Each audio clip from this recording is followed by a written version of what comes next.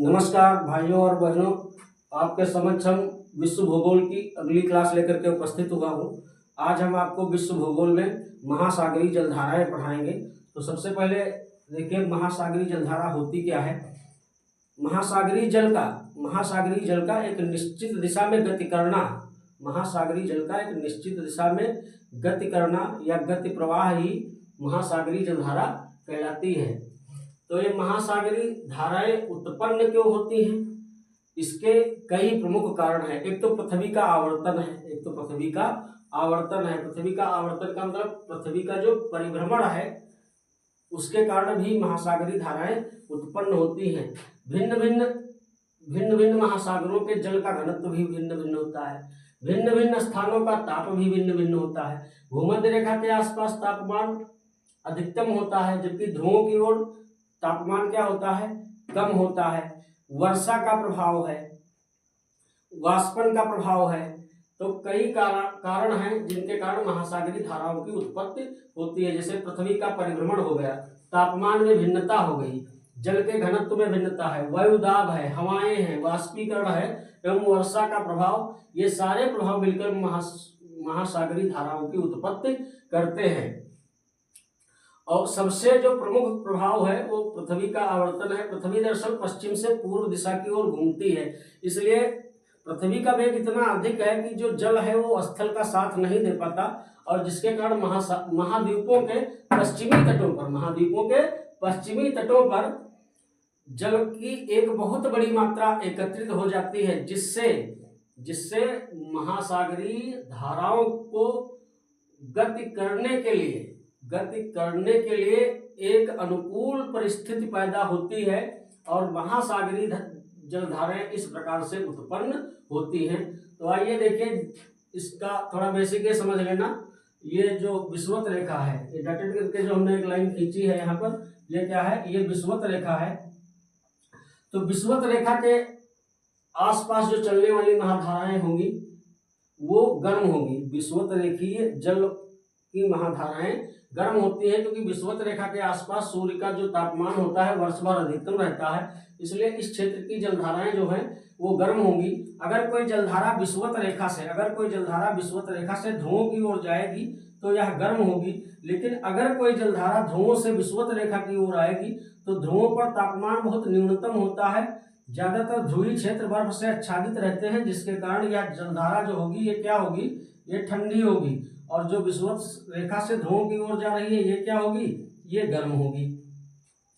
तो एक बात और याद रखना, महाद्वीपों के जो पश्चिमी तट होते हैं, महाद्वीपों के पश्चिमी तटों पर अधिकांश ठंडी जलधाराएं प्रवाहित होती हैं। महाद्वीपों के पश्चिमी तटों पर ठंडी जलधाराएं प्रवाहित होती हैं, जबकि महाद्वीपों के पूर्वी तट पर गर्म जलधाराएं प्रवाहित होती हैं, और इसी कारण महाद्वीपों के पश्चिमी तटों पर मरुस्थल का विकास होता है। इसी कारण महाद्वीपों के पश्चिमी तटों पर क्या होता है, मरुस्थल का विकास होता है। इसके हम कई कारण आप समझ सकते हो। जैसे आटाकामा का मरुस्थल है दक्षिणी अमेरिका में, और यहाँ सहारा मरुस्थल है, कालाहारी मरुस्थल है अफ्रीका में। ये सब महाद्वीपों के पश्चिमी तटों से लगे हुए हैं। इसका प्रमुख कारण जो है वो महासागरीय धाराएं हैं। ये वो क्या है, महासागरीय धाराएं हैं। और महासागरीय धाराओं की दिशा में परिवर्तन होता है। महासागरीय धाराओं की दिशा में परिवर्तन के कुछ प्रमुख कारण हैं। जैसे महासागर के तट की दिशा तथा आकार। महासागर का जो तट है वो समतल नहीं है, ऊबड़ खाबड़ पहाड़, खाइयां, गहरी गहरी खाइयां, गहरे गहरे गड्ढे महासागरों के तल में स्थित हैं, जो महासागरीय धाराओं की दिशा में परिवर्तन का कारण बनते हैं।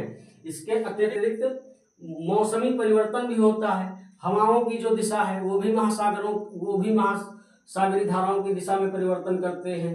पृथ्वी का परिभ्रमण है। पृथ्वी दरअसल पश्चिम से पूर्व की ओर घूमती है, जिससे महाद्वीपों के पश्चिमी तटों पर जल का एक बहुत बड़ा भंडार एकत्रित हो जाता है, और इस कारण जल दरअसल स्थल का साथ नहीं दे पाता है, और इसलिए जल प्रवाह के लिए एक सुगम रास्ता तैयार होता है। तो आइए सबसे पहले हम देखते हैं जो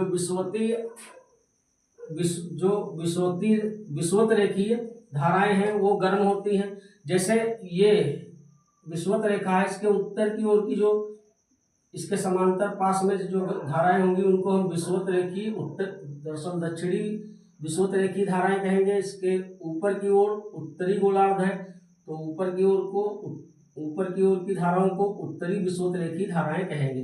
जैसे देखिए ये एक प्रकार से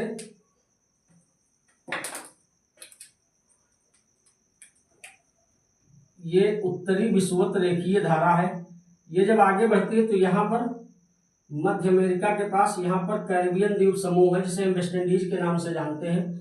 तो यह उत्तरी विषुवत रेखी धारा, उत्तरी विषुवत रेखी धारा, और जितनी भी विषुवत रेखी धाराएं होंगी वो सभी गर्म होंगी। ये क्या है? उत्तरी विषुवत रेखी। यहाँ पर जगह कम है जिसके कारण चार्ट में लिख रहे हैं, बता रहे हैं, समझ लेना। ये क्या है? उत्तरी विषुवत रेखीय धारा। ये जब आगे बढ़ती है तो यह ब्राजील के तट के समांतर बहती है। यह ब्राजील के तट के समांतर बहते हुए यहाँ पर कैरिबियन द्वीप समूह से टकराती है, जिसके कारण यह दो भागों में बढ़ जाती है। एक इसकी धारा कैरिबियन द्वीप समूह के पूर्व से होकर निकलती है, जिसे एंटिलीज की धारा कहते हैं। इसको क्या कहते हैं? एंटिलीज की धारा। तो अब तुम समझ गए होंगे कि एंटिलीज की धारा जो है वो किस धारा का एक भाग है? वह उत्तर विषुवतीय धारा का एक भाग है। तो उत्तर विषुवतीय धारा जो है यह कैसी धारा होगी? यह गर्म होगी। जितनी विषुवत रेखीय धाराएं होंगी वो क्या होंगी? गर्म होंगी। तो एंटिलीज धारा भी क्या होगी? गर्म होगी। तो इसका एक भाग कैरिबियन द्वीप समूह के पूर्व से होकर निकलता है, इसे एंटिलीज की धारा कहते हैं। जबकि इसका दूसरा भाग जो है वो मैक्सिको की खाड़ी में प्रवेश कर जाता है। कहाँ प्रवेश कर जाता है? मैक्सिको की खाड़ी में प्रवेश करके और एक वृत्ताकार संरचना में प्रवाहित होने का प्रयास करता है, जैसे यहाँ जिसके कारण यहाँ पर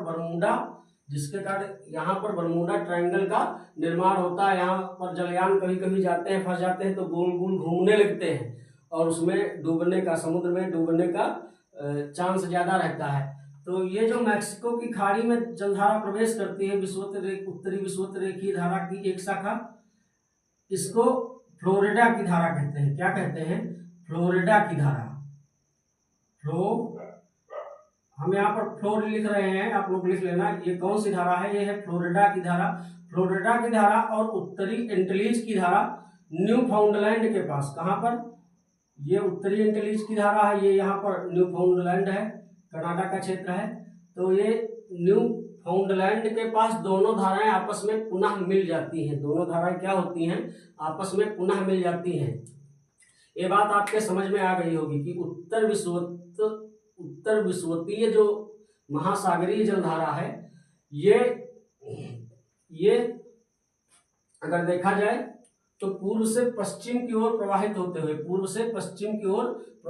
हुए कैरिबियन द्वीप समूह के पास, कैरिबियन द्वीप समूह के तटों से टकराकर दो भागों में बढ़ जाती है। इसकी एक शाखा कैरिबियन द्वीप समूह के पूर्व से होकर निकलती है और दूसरी शाखा इसकी मैक्सिको की खाड़ी में चली जाती है, जिसे फ्लोरिडा की धारा कहते हैं, और इस शाखा को एंटिलीज की धारा कहते हैं। दोनों न्यू फाउंडलैंड एक स्थान है जहां पर दोनों धाराएं आपस में क्या होती हैं? मिल जाती हैं। और जहां पर दोनों धाराएं मिलती हैं तो यहां से इनका जो नया नाम है उसे हम गल्फ स्ट्रीम के नाम से जानते हैं। किस नाम से जानते हैं? Gulf stream. ये भी कैसी धारा है? ये गर्म जल धारा है, गल्फ स्ट्रीम। इसे हम आगे गल्फ स्ट्रीम के नाम से जानते हैं। और यह जब आगे बढ़ती है इसी समय देखिए क्या होता है। इस समय होता क्या है? यहाँ उत्तरी क्षेत्र या ध्रुवीय क्षेत्र से एक ठंडी जलधारा आती है, जिसे लेब्राडोर की धारा कहते हैं। जिसे क्या कहते हैं? इसको कौन सी धारा बोलते हैं? लेब्राडोर की धारा, लेब्राडोर जलधारा। तो ये बात आपको समझ में आ गई होगी कि लेब्राडोर जलधारा ध्रुवीय क्षेत्रों से आ रही है, तो ये कैसी जलधारा होगी? ये ठंडी जलधारा होगी। कैसी जलधारा होगी? ये ठंडी जलधारा होगी। जहां पर लेब्राडोर जलधारा और गल्फ स्ट्रीम मिलते हैं वहां पर एक विषम परिस्थिति उत्पन्न होती है और यहाँ पर बहुत घना कोहरा छा जाता है। यहाँ पर बहुत गहरा कोहरा छा जाता है, धुंध छा जाता है, जिससे यहाँ पर जो जलयान आते जाते हैं निकलते हैं उनके लिए क्या होता है, उनके लिए बड़ी दिक्कत होती है, उनको सामने का रास्ता दिखाई नहीं पड़ता है। और इन क्षेत्रों में जहाँ पर गर्म जलधाराएं और ठंडी जलधाराएं मिलती हैं, इन क्षेत्रों में मछली का उत्पादन बहुत होता है, क्योंकि ऐसी यहाँ पर अनुकूल परिस्थितियां पैदा होती हैं। दरअसल ये जो ठंडी जलधारा आ रही है ध्रुवीय क्षेत्रों से, ये अपने साथ एक विशेष प्रकार के शैवाल आदि बहाकर लाती है, जिससे यहाँ पर एक विशेष प्रकार की घास उत्पन्न होती है, जिसको सागरेसो कहते हैं। इसी के पास यहीं पर न्यूफाउंडलैंड के पास ये वाला जो क्षेत्र आप देख रहे हो, ये बहुत शांत जल क्षेत्र है। ये क्या है, ये बहुत, यहाँ से होकर कोई जलधारा नहीं गुजरती, तो ये बहुत शांत जल क्षेत्र है। इसका जो अक्षांशीय व देशांतरी विस्तार है वो भी हम आपको बता रहे हैं। तो इस क्षेत्र को, इस शांत जल क्षेत्र को सारगैसो सागर कहते हैं। शांत जल क्षेत्र को क्या कहते हैं, सारगैसो सागर कहते हैं। और यहाँ पर एक विशेष प्रकार की, महासागर में यहाँ पर एक विशेष प्रकार की घास पाई जाती है, जिसे सारगैसम कहते हैं। और यह मछलियों के, सारगैसो जो है वो अटलांटिक महासागर का सबसे अधिक लवणता वाला जल क्षेत्र है। सारगैसो जो है वो अटलांटिक महासागर का सबसे अधिक लवणता वाला जल क्षेत्र है। इसके अलावा सागरैसो को महासागरी मरुस्थल कहते हैं। इस सागरैसो क्षेत्र को क्या कहते हैं, महासागरी मरुस्थल कहते हैं। यह शांत जल का क्षेत्र है। फिर आते हैं अपने टॉपिक पर। देखिए, हाँ, थोड़ा इसके बारे में बता दें। इसका जो अक्षांशीय देशांतरी विस्तार है वो 20 डिग्री नॉर्थ से 40 डिग्री नॉर्थ लैटिट्यूड यानी अक्षांश तक है। 20 डिग्री उत्तरी अक्षांश से लगाकर 40 डिग्री उत्तरी अक्षांश तक, और 35 डिग्री पश्चिमी देशांतर से 75 डिग्री पश्चिमी देशांतर के बीच में है। ये किसकी भौगोलिक स्थिति है, सारगैसो सागर की। सारगैसो सागर को क्या कहते हैं, इस वाले सागर को, सारगैसो सागर को महासागर का मरुस्थल कहते हैं। और इसकी लवणता अटलांटिक महासागर में सर्वाधिक पाई जाती है। ये बात आपको समझ में आ गई होगी। और इन क्षेत्रों में, इन्हीं क्षेत्रों में जहाँ पर गर्म जलधाराएं और ठंडी जलधाराएं मिल रही हैं, यहाँ पर मछली उत्पादन के एक प्रकार से बहुत बड़े क्षेत्र तैयार होते हैं। इनको मत्स्य बैंक कहा जाता है, मत्स्य बैंक कहा जाता है। जैसे इन मत्स्य बैंकों का नाम क्या है, जैसे यहाँ पर ग्रैंड बैंक और यूरोप के पास जॉर्ज बैंक, इस प्रकार के मछली उत्पादन के क्षेत्र तैयार होते हैं। क्योंकि यहाँ मछलियों को क्या होता है, ये जलधाराएं अपने साथ कुछ विशेष प्रकार के शैवाल बाहर कर लाती हैं, तो मछलियों को भोजन मिल जाता है। तापमान, गर्म धाराएं और ठंडी जलधाराएं मिल जाती हैं, तो तापमान भी अनुकूलित यानी उचित अवस्था में आ जाता है। इसके बाद देखिए क्या होता है, तो जब ये दोनों जलधाराएं, एंटलीज की गर्म जलधारा और फ्लोरिडा की गर्म जलधारा जब आपस में मिलती है तो क्या बनाती हैं, गल्फ स्ट्रीम बनाती हैं। और इस गल्फ स्ट्रीम को जो स्थानीय पवने हैं वो बहाकर यूरोप तक ले जाती हैं। क्या, कहाँ तक बहाकर ले जाती हैं, यूरोप तक बहाकर ले जाती हैं। इसको ये यूरोप तक बहाकर ले जाती हैं। इसे उत्तरी अटलांटिक प्रवाह कहते हैं। यहाँ पर इसको क्या कहते हैं, गल्फ स्ट्रीम को क्या कहते हैं आगे चलकर, उत्तरी अटलांटिक प्रवाह। क्या कहते हैं, उत्तरी अटलांटिक प्रवाह कहते हैं गल्फ स्ट्रीम को। ये उत्तरी अटलांटिक प्रवाह जो है, यह जलधारा गर्म है, तो गर्म होने के कारण ये ध्रुवीय क्षेत्र है, जैसे नॉर्वे है, स्वीडन है, फिनलैंड है, इन पर वर्ष भर तापमान न्यूनतम रहता है। अर्थात यहाँ के जो बंदरगाह हैं, जैसे रूस का मुर्मुस्क बंदरगाह है, वो उत्तरी अटलांटिक प्रवाह के कारण ही वर्ष भर खुला रहता है। क्योंकि यह गर्म जलधारा है, यह क्या करती है, न्यूनतम तापमान को उच्च कर देती है, जिसके कारण यहाँ पर बर्फ नहीं जम पाती है। और उत्तरी अटलांटिक प्रवाह को एक प्रकार से यूरोप का कंबल कहा जाता है। क्या कहा जाता है, यूरोप का कंबल कहा जाता है। दरअसल ये करता क्या है, उत्तरी अटलांटिक प्रवाह इस क्षेत्र के, नॉर्वे, स्वीडन, फिनलैंड के क्षेत्र के तापमान को बढ़ा देता है। और उत्तरी अटलांटिक प्रवाह से सर्वाधिक लाभ जो होता है वो नॉर्वे को होता है। किसको होता है, नॉर्वे को होता है। नॉर्वे, स्वीडन, फिनलैंड हमने पिछले वीडियो में भी बताया था, ये स्कैंडिनेविया प्रायद्वीप पर स्थित है।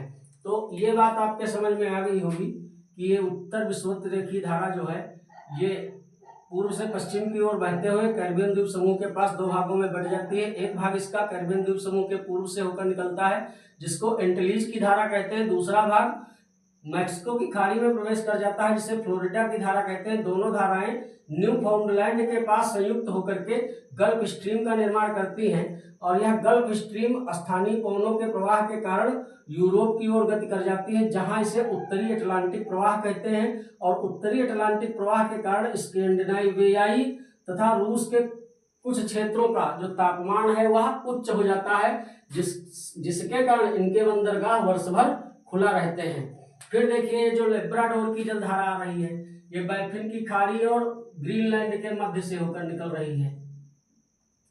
ये क्या होता है, ये आगे चलकर दो धाराओं में बट जाती है। ये आगे चलकर दो धाराओं में बट जाती है। जैसे इसकी एक धारा तो यहाँ पर कनारी द्वीप है, कनारी द्वीप समूह है अफ्रीका के पश्चिमी तट के पास।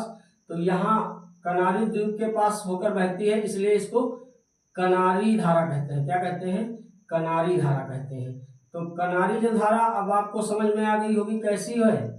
कनारी जलधारा जो है, कनारी जलधारा ये एक प्रकार की क्या है, ये ठंडी जलधारा है। क्यों ठंडी जलधारा है, ये एक प्रकार की ठंडी जलधारा है क्योंकि ये ध्रुवीय क्षेत्रों से आ रही है। कहाँ से आ रही है, ध्रुवीय क्षेत्रों से आ रही है, इसलिए कनारी जलधारा एक ठंडी जलधारा है। फिर एक जलधारा ध्रुवीय क्षेत्रों से यहाँ आती है, इधर पूर्व की ओर निकलती है। देखिए ग्रीनलैंड के पूर्व की ओर से निकलती है, इसे ग्रीनलैंड धारा कहते हैं। तो ग्रीनलैंड धारा जो है कैसी जलधारा है, ठंडी जलधारा है। इसी का भाग, इसका गल्फ स्ट्रीम का एक भाग, गल्फ स्ट्रीम का एक भाग आइसलैंड के पास से होकर गुजरता है, इसे इरमिंजर की धारा कहते हैं। उत्तरी अटलांटिक प्रवाह या गल्फ स्ट्रीम का एक भाग, यहाँ पर एक छोटा द्वीप पड़ता है जिसको आइसलैंड कहते हैं। तो गल्फ स्ट्रीम का एक भाग आइसलैंड के पास से होकर गुजरता है जिसको हम क्या कहते हैं, इरमिंजर की धारा कहते हैं।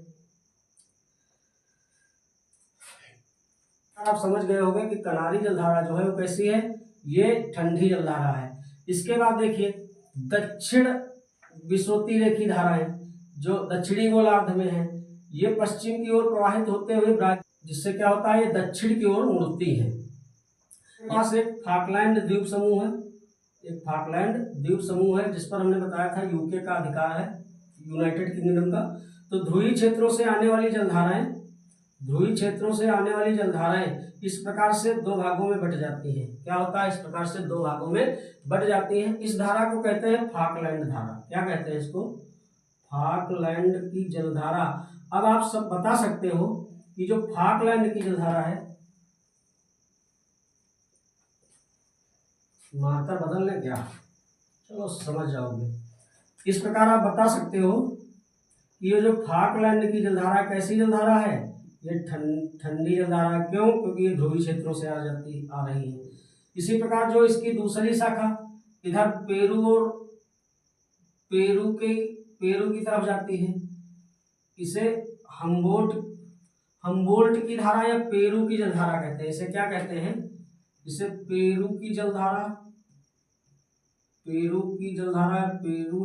कहते हैं, या इसे हम्बोल्ट की धारा कहते हैं, हम्बोल्ट की धारा। तो हम्बोल्ट की धारा भी कैसी धारा है, यह भी एक ठंडी जलधारा है। फाकलैंड धारा ये भी एक ठंडी जलधारा है। अब ये दक्षिण विषुवत रेखीय धारा जो है ब्राजील के तट से टकराकर दक्षिण की ओर मुड़ती है, और दक्षिण की ओर मुड़ने पर ये क्या होता है, फाकलैंड की जलधारा से मिल जाती है और इधर से पछुआ प्रवाह चल रहा है। कौन सा प्रवाह, दरअसल दक्षिणी गोलार्धों में जो हवाएं हैं वो काफी तेज वेग से चलती हैं। कारण क्या है, क्योंकि दक्षिणी गोलार्ध में जो स्थल खंड है वो कम है। जैसे 40 डिग्री अक्षांश पर चलने वाली पछुआ प्रवाह को गर्जता चालीसा कहते हैं। क्या कहते हैं, गर्जता चालीसा कहते हैं। 50 डिग्री अक्षांश पर दक्षिणी अक्षांश पर चलने वाली पछुआ प्रवाह को प्रचंड पचासा कहते हैं। क्या कहते हैं, प्रचंड पचासा। और जो 60 डिग्री दक्षिणी अक्षांश पर पछुआ पवन चलती है उसे चीखता साठा कहते हैं। तो ये बात भी समझ में आ गई होगी कि 40 डिग्री अक्षांश पर चलने वाली पछुआ पवन प्रवाह को क्या कहते हैं, गर्जता चालीसा। 50 डिग्री अक्षांश पर चलने वाली पछुआ पवन को क्या कहते हैं, प्रचंड पचासा। और 60 डिग्री के अक्षांश पर चलने वाली पछुआ पवन प्रवाह को क्या कहते हैं, चीखता साठा। तो ये जो 40 डिग्री अक्षांश के आसपास मान लीजिए ये जो पछुआ पवन प्रवाह है, इसके प्रभाव में ये जलधाराएं पूर्व की ओर प्रवाहित होने लगती हैं। इसके प्रभाव में जलधाराएं पूर्व की ओर प्रवाहित होने लगती हैं। और दूसरा कारण ये भी है कोरियालिस बल के प्रभाव में दक्षिणी गोलार्ध की जो जलधाराएं होती हैं वो अपने किधर मुड़ती हैं, बाईं ओर मुड़ती हैं। किधर मुड़ती हैं, बाईं ओर मुड़ती है। जैसे मान लीजिए घड़ी की सुई की दिशा है तो इसका राइट इधर होगा, लेफ्ट इधर होगा, तो ये किधर मुड़ेगी, अपने बाईं ओर। तो जब अपने बाईं ओर मुड़ती है तो ये दोनों जलधाराएं संयुक्त हो जाती हैं। दोनों जलधाराएं क्या हो जाती हैं, संयुक्त हो जाती हैं। अफ्रीका के पश्चिमी तट के समांतर बहती हैं। तो जब ये अफ्रीका के पश्चिमी तट के समांतर बहती हैं तो इसको यहाँ पर क्या कहते हैं, वेंगुला। क्या कहते हैं, वेंगुला जलधारा। वेंगुला जलधारा जो कि क्या है, एक ठंडी जलधारा है, क्योंकि इसका जो अधिकांश भाग होता है वो फाकलैंड जलधारा का ही होता है। तो ये एक प्रकार से वेंगुला जलधारा जो है ठंडी जलधारा है। अब वेंगुला जलधारा भी देखिए ठंडी जलधारा है और महाद्वीप के किस तट पर प्रवाहित हो रही है, पश्चिमी तट पर प्रवाहित हो रही है। तो हमने बताया है पश्चिमी तटों पर ठंडी जलधाराएं प्रवाहित होती हैं। इसलिए इस नामीबिया, बोत्सवाना और दक्षिण अफ्रीका के क्षेत्र में कालाहारी मरुस्थल का विकास हुआ है, क्योंकि ये ठंडी जलधारा है, यहाँ जल का वाष्पीकरण होता नहीं है तो यहाँ वर्षा नहीं हो पाती है। जब वर्षा नहीं हो पाएगी तो यहाँ पर क्या होगा, मरुस्थल का निर्माण होगा। ये कनारी जलधारा जो है ये भी क्या है, ये भी एक ठंडी जलधारा है, जिसके कारण यहाँ भी वाष्पीकरण नहीं होता है तो इधर वर्षा नहीं हो पाती है, जिसके कारण क्या हुआ, यहाँ पर एक सहारा मरुस्थल का विकास हुआ है। तो ये बात भी आप समझ गए होंगे। तो इस प्रकार से, और ये जो ब्राजील के तट के समांतर बहती है इसको हम ब्राजील धारा कहते हैं। क्या कहते हैं, ब्राजील धारा। तो ब्राजील धारा किसका भाग है, ब्राजील धारा जो है दक्षिणी विषुवतीय धारा का भाग है। तो दक्षिण विषुवत रेखी जो धारा है ये कैसी होगी, ये गर्म होगी। तो इसका मतलब ब्राजील धारा कैसी है, गर्म है। जबकि फाकलैंड धारा ठंडी है। और वेंगुला जलधारा जो है वो फाकलैंड जलधारा का ही एक प्रकार से मिश्रित रूप है। तो वेंगुला जलधारा भी ठंडी है, कनारी जलधारा भी ठंडी है, लेब्राडोर जलधारा भी क्या है, ठंडी है। जबकि ये वाला जो प्रवाह देख रहे हो उत्तर विषुवत रेखीय धारा प्रवाह, ये इसकी दो शाखाएं एंटिलीज धारा, फ्लोरिडा धारा, गल्फ स्ट्रीम, उत्तरी अटलांटिक प्रवाह, ये सब क्या है, ये सब गर्म जलधाराएं हैं। और ये इरमिंजर की जलधारा जो आइसलैंड के पास से होकर गुजरती है ये भी गर्म है। जबकि जो ग्रीनलैंड के पूर्व से होकर गुजरती है पूर्वी ग्रीनलैंड धारा, ये क्या है, ये ठंडी है, ध्रुवीय क्षेत्रों से आ रही है। इसके बाद यहाँ आते हैं प्रशांत महासागर में। प्रशांत महासागर का हिस्सा इधर भी है, इधर भी है, क्योंकि ये वाला क्षेत्र जो है ये अमेरिका के अलास्का से लगा हुआ है। तो यहाँ पर भी विषुवत रेखी प्रवाह होता है। तो विषुवत रेखी प्रवाह के कारण यह जो विषुवत रेखी प्रवाह हो रहा है ये भी धारा आगे चलकर दो भागों में बढ़ जाती है। इसकी एक शाखा अलास्का के पास निकलती है, जिसे अलास्का स्ट्रीम कहते हैं। जिसे क्या कहते हैं, ये अलास्का के पास से होकर गुजरती है, जिसको क्या कहते हैं, अलास्का स्ट्रीम कहते हैं। और जबकि उत्तरी ध्रुवीय क्षेत्र से एक जलधारा आ रही है, जो उत्तरी ध्रुवीय क्षेत्र से आने वाली जो जलधारा है वो अमेरिका का यहाँ पर एक प्रदेश पड़ता है कैलिफोर्निया। क्या पड़ता है, कैलिफोर्निया। तो ये जो कैलिफोर्निया प्रदेश के नाम पर इसका नाम भी रखा गया है कैलिफोर्निया जलधारा। क्या रखा गया है, कैलिफोर्निया जलधारा। तो कैलिफोर्निया जलधारा जो एक है वो क्या है, वो ठंडी जलधारा है। कैलिफोर्निया जलधारा ठंडी धारा है। जबकि अलास्का जलधारा किसका भाग है, विषुवत रेखी प्रवाह का। तो ये कैसा भाग है, ये गर्म जलधारा है, ये गर्म जलधारा है। और यही प्रवाह आगे चलकर कहाँ निकलेगा, उधर ऑस्ट्रेलिया और जापान की तरफ, फिलीपींस द्वीप के पास, क्योंकि ये क्षेत्र जो है पृथ्वी गोल है। पृथ्वी क्या है, गोल है, जिसके कारण ये महासागरीय जलधाराएं, तुम तो प्लेन बोर्ड पर देख रहे हो, अगर इसको ग्लोब मान लो तो यही जलधाराएं अब इधर निकलेंगी। जैसे ऑस्ट्रेलिया के पूर्वी तट के पास ये वाली विषुवत रेखी जलधारा यहाँ पर आएगी तो कहाँ पर पहुंचेगी, देखिए ये ऑस्ट्रेलिया के पूर्वी तट के पास पहुंचेगी, जब पूर्वी तट के पास पहुंचेगी अपनी बाईं ओर मुड़ेगी, क्योंकि किस गोलार्ध में है, दक्षिणी गोलार्ध में है। तो यहाँ पर ये कैसी गर्म जलधारा है, ये गर्म जलधारा है, मतलब पूर्वी ऑस्ट्रेलियाई जलधारा। इसको हम क्या कहेंगे, पूर्वी ऑस्ट्रेलियाई जलधारा। ये कैसी है, ये गर्म जलधारा है, क्योंकि ये विषुवत रेखी प्रवाह का ही भाग है। अब ये गर्म जलधारा है, जिसके कारण ये क्या करे, यहाँ पर क्या होगा, यहाँ पर जल का वाष्पीकरण अधिक होगा, तो वर्षा भी अधिक होगी, तो जिसके कारण ऑस्ट्रेलिया के पूर्वी तट के ही साथ ऑस्ट्रेलिया की अधिकांश बस्ती पाई जाती है। जबकि ऑस्ट्रेलिया का जो पश्चिमी तट है उसका कारण हिंद महासागर की ठंडी जलधाराएं हैं। अब देखिए इसका ये वाली जो ऑस्ट्रेलिया की तरफ है, ऑस्ट्रेलिया की पूर्वी गर्म जलधारा है, ये क्या है, ये दक्षिणी विषुवत रेखी प्रवाह का एक भाग है। और जो उत्तरी विषुवत रेखी प्रवाह का एक भाग है, ये जापान के तट के पास यानी फिलीपींस के आसपास यहाँ पर निकलता है जाकर के। इसको क्यूरोसियो, इसको क्या कहते हैं, इसको क्यूरोसियो की जलधारा कहते हैं, क्यूरोसियो की जलधारा कहते हैं। ये कौन सा प्रवाह है, ये उत्तरी माफ कीजिएगा, ये उत्तरी विषुवत रेखीय धारा का प्रवाह है, जो कहाँ निकल रहा है, फिलीपींस और जापान के आसपास निकल रहा है। तो ये कैसी गर्म जलधारा है, ये गर्म जलधारा है। इधर रूस के साइबेरिया क्षेत्र से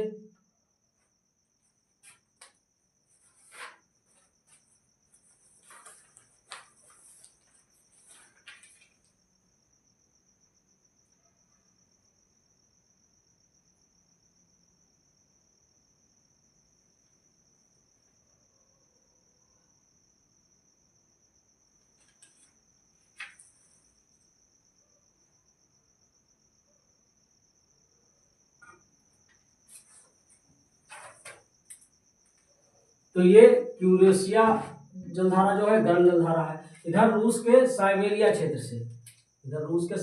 क्षेत्र से ओयोसियो धारा आती है। क्या आती है, ओयोसियो। ये ओयोसियो धारा दो भागों में बट जाती है। इसकी एक शाखा क्यूराइल कहलाती है। क्या कहलाती है, इसकी एक शाखा क्यूराइल जलधारा कहलाती है, जो कैसी होगी, क्योंकि इसका प्रवाह ध्रुवीय क्षेत्रों से हो रहा है क्यूराइल का, तो क्यूराइल जलधारा कैसी होगी, ठंडी होगी।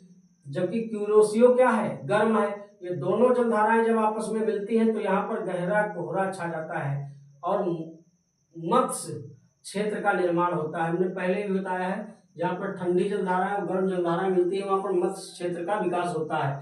तो क्यूराइल जलधारा और क्यूरोसियो जलधाराएं जहाँ मिलती हैं, क्यूरोसियो गर्म जलधारा है, जबकि क्यूराइल जलधारा क्या है, ठंडी जलधारा है। जहाँ पर मिलती हैं वहाँ पर गहरा घना कोहरा छा जाता है। तो ये भी दोनों धाराएं आप समझ गए होंगे कि क्यूरोसियो जो जलधारा है ये गर्म है, और क्यूराइल या ओयोसियो जलधारा, क्यूराइल जो है ये ओयोसियो जलधारा का भाग है। तो यह कैसी जलधारा है, यह ठंडी जलधारा है। इसके बाद आते हैं हिंद महासागर में। किस महासागर में, हिंद महासागर में। यहाँ पर थोड़ा देख लेना, हिंद महासागर में बाद में बता देंगे। यहाँ पर उत्तरी अटलांटिक प्रवाह का एक भाग है, और थोड़ा देख लेना, ये उत्तरी अटलांटिक प्रवाह का एक भाग इंग्लैंड के पास से होकर गुजरता है। कहाँ से होकर गुजरता है, मान लीजिए ये इंग्लैंड है, इंग्लैंड के पास से होकर गुजरता है। इसे रेनले की धारा कहते हैं। क्या कहते हैं, इसको रेनले की धारा कहते हैं, रेनले। तो ये रेनले किसका भाग है, रेनले अगर देखा जाए तो उत्तरी अटलांटिक प्रवाह का भाग है। तो ये कैसी धारा होगी, ये गर्म जलधारा होगी। तो इरमिंजर धारा, उत्तरी अटलांटिक प्रवाह और रेनले धारा, ये सब गर्म जलधाराएं हैं। फिर अब आते हैं हिंद महासागर में। हिंद महासागर में विषुवत रेखा के उत्तर की ओर की जो जलधाराएं होती हैं, ये अपनी गति की दिशा मौसम के अनुसार बदलती रहती हैं। हिंद महासागर में विषुवत रेखा के उत्तर की ओर जो जलधाराएं होती हैं, ये अपनी गति की दिशा वर्ष में 2 बार बदलती हैं। जब उत्तर पूर्वी मानसून मतलब लौटता हुआ मानसून आता है, तो ये जलधाराएं पश्चिम की ओर बहती हैं। तो ये जलधाराएं क्या होती हैं, पश्चिम की ओर बहती हैं। और जब दक्षिणी पश्चिमी मानसून आता है तो ये जलधाराएं पूर्व की ओर बहती हैं। तब ये जलधाराएं पूर्व की ओर बहती हैं। तो ये सिर्फ हिंद महासागर में होता है, बाकी महासागरों में नहीं हो रहा है। याद रखना, हिंद महासागर की जलधाराएं वर्ष में 2 बार अपनी दिशा बदलती हैं, और ये क्या होता है, ये जो है पवन प्रवाह के कारण हो रहा है। जब लौटता हुआ मानसून यानी उत्तर पूर्वी मानसून आ रहा होता है तो इनकी दिशा पश्चिम की ओर हो जाती है, और दक्षिणी पश्चिमी मानसून के समय इनकी दिशा पूर्व की ओर हो जाती है। फिर यहाँ पर देखिए विषुवत रेखा के दक्षिण में जो विषुवत रेखी धारा है वो इस प्रकार से पश्चिम की ओर प्रवाहित होती है, क्योंकि हमने बताया है पृथ्वी जो है वो पश्चिम से पूर्व गति करती है। पृथ्वी जो है वो पश्चिम से पूर्व गति करती है। इसी कारण जो महासागरीय जलधाराएं हैं उनको गति करने के लिए पूर्व से पश्चिम की ओर अनुकूल परिस्थितियां प्राप्त होती हैं। तो ये विषुवत रेखी दक्षिणी विषुवत रेखीय जलधारा है। दक्षिणी विषुवत रेखीय जलधारा जो है ये मोजाम्बिक के पास 2 भागों में बढ़ जाती है। मोजाम्बिक के पास 2 भागों में बढ़ जाती है। एक भाग मेडागास्कर के पश्चिम में होकर निकलता है, दूसरा भाग इसका पूर्व में होकर निकलता है, और इसको मोजाम्बिक की जलधारा कहते हैं, जबकि इसको मेडागास्कर की जलधारा कहते हैं। दोनों जलधाराएं गर्म जलधाराएं हैं, क्योंकि दक्षिणी विषुवत रेखीय जलधारा से मिलकर बनी है। ये दोनों संयुक्त हो जाती है, ये दोनों क्या होती हैं, संयुक्त हो जाती है, और इनकी संयुक्त जलधारा को अगुलहास की जलधारा कहते हैं। क्या कहते हैं? अगुलहास की जलधारा, अगुलहास की जलधारा। तो अब आपको ये पता हो गया होगा कि जो अगुलहास की जलधारा है वो भी क्या है, गर्म है। मोजाम्बिक धारा जो है ये भी गर्म है। मेडागास्कर की जलधारा ये भी गर्म है। क्षेत्रों से, उत्तरी ध्रुवीय क्षेत्रों से कुछ जलधाराएं ऑस्ट्रेलिया के पश्चिमी तट के समीप से होकर गुजरती हैं। पश्चिमी पछुआ पवन प्रवाह के कारण ध्रुवीय क्षेत्रों की कुछ जलधाराएं ऑस्ट्रेलिया के पश्चिमी तट के समीप से होकर गुजरती हैं, जो एक प्रकार से ठंडी जलधाराएं हैं। जो एक प्रकार से क्या हैं, ठंडी जलधाराएं हैं, जिसके कारण ऑस्ट्रेलिया के पश्चिमी तट पर मरुस्थल का विकास हुआ है। जिसके कारण ऑस्ट्रेलिया के पश्चिमी तट पर क्या हुआ है, मरुस्थल का विकास हुआ है। तो इस प्रकार से अब हमें उम्मीद है कि अब आपको जलधाराओं से संबंधित कोई ज़्यादा समस्या नहीं रह गई होगी। हमारा ये वीडियो कैसा लगा कमेंट में बताना। भाई बड़ी मेहनत लगती है वीडियो बनाने में, क्या आप लोग एक लाइक और एक कमेंट नहीं कर सकते हो? चलो, आप लोग जैसा कमेंट में बताएंगे वैसा हम आप लोगों से कुछ सीखने को मिलेगा। अगर कुछ कमी होगी तो उसमें वही सुधार किया जाएगा।